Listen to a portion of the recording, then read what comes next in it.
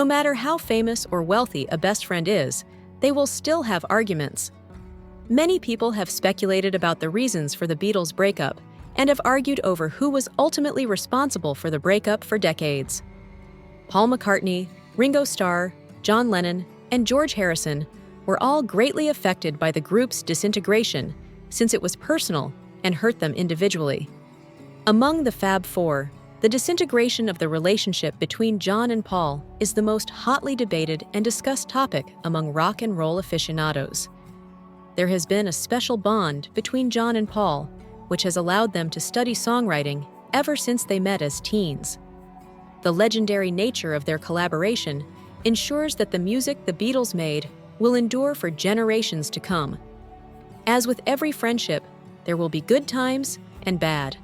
When their band disbanded, John and Paul were in the midst of a low point and had grown more hostile toward one another. John was not always so hostile.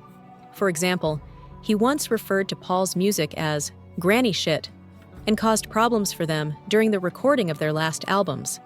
Their friendship deteriorated further after Paul sued the group, and John became increasingly abusive against Paul. I knew John had an opinion that many people listened to when he publicly downplayed my contributions after the Beatles broke up, and it was probably the toughest to accept, Paul admitted. John was uncritical of his old collaborators' new music while they were both working on solo projects. But when John dropped a new, insulting single, things really started to heat up. According to John's words in How Do You Sleep, the only thing you did was yesterday. This implies that Paul's sole decent composition was the album Yesterday. Jump when your mama tells you anything was the preceding statement, which was much more cruel. This was a cruel insult to Paul, who had the belief that his late mother had delivered him music, including Yesterday, in his dreams. John and Paul's relationship began as a result of their mutual grief over the early deaths of their moms.